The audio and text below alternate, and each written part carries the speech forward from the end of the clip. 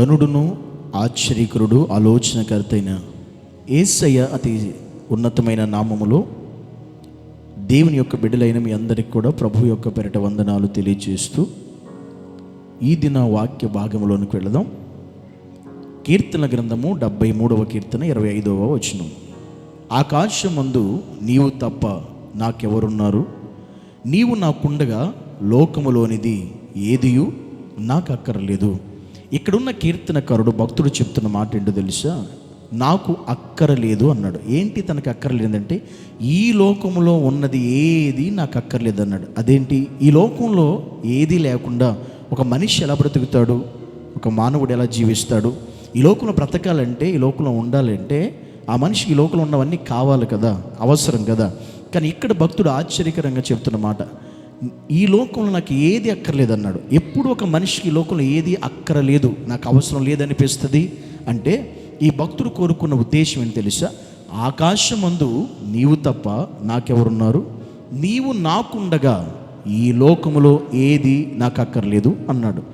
బాగా గమనించాలి, దేవుడు మనతో మాట్లాడుతున్న విషయం, ఈరోజు మనతో మాట్లాడుతున్న మాట, ఈ లోకంలో ఒక ఆత్మీయుడికి నాకు ఏది అవసరమే లేదు అని ఎప్పుడు అనిపిస్తుంది అంటే, దేవుడు నాతో ఉంటే చాలు అనే ఆత్మీయ స్థితికి వెళ్ళినప్పుడు, ఆయన నాతో ఉంటే చాలు, ఇంకా నాకు ఏది అక్కర్లేదు అనే స్థాయికి ఒక ఆత్మ సంబంధి అయిన విశ్వాసి ఇప్పుడు వస్తాడు అంటే, దేవుడు నాతో ఉంటే చాలు. అదే చెప్తున్న కీర్తనకారుడు, ఆకాశమందు నీవు తప్ప నాకు ఎవ్వరూ లేరు.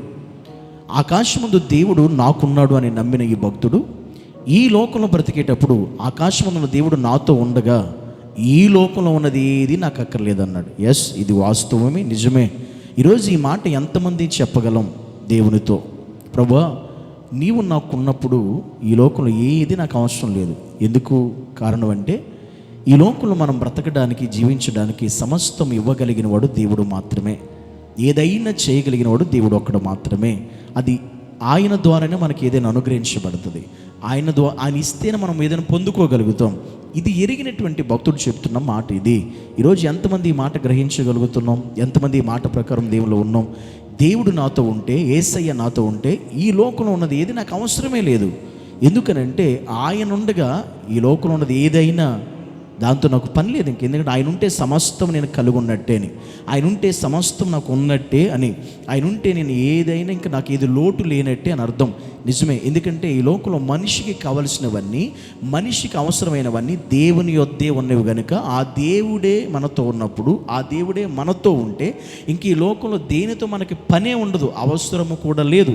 ఎందుకంటే సమస్తము ఆయన అవుతాడు, మనకి సమస్తము ఆయనై ఉంటాడు కనుక ఈ కీర్తనకారుడు ఎంత లోతైన ఆత్మీయ జీవితంలోకి వెళ్ళిపోయాడు అంటే, ఇక దేవుడు నాతో ఉంటే గనక ఈ లోకంతో నాకు పనే ఉండదు అన్నంత ఆధ్యాత్మిక జీవితంలోకి భక్తుడు వెళ్ళగలిగాడు.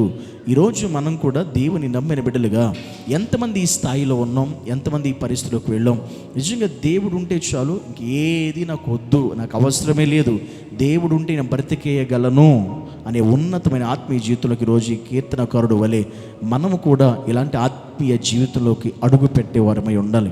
మనం కూడా దేవునితో ఆ మాట చెప్పగలగాలి, ప్రభా నీవు ఉంటే చాలు, ఇంకేది నాకు అవసరం లేదు ప్రభా, ఈ లోకంలో దేని మీద నాకు ఆశ లేదు, దేని మీద నాకు ఆలోచన లేదు, దేవుని మీద నాకు మనస్సు లేదు, నీవు ఉంటే నాకు చాలు ప్రభా, నీవు ఉంటే నా జీవితంలో ఇంకేది నాకు అవసరం లేదు అని చెప్పే ఆధ్యాత్మిక జీవితాల్లో ఈరోజు ప్రతి క్రైస్తవుడు ఉండాలి, ప్రతి విశ్వాసి ఉండాలి, ప్రతి సేవకుడు ఉండాలి, ప్రతి కుటుంబము ఈ స్థాయికి వెళ్ళాలి ఆధ్యాత్మిక జీవితంలో.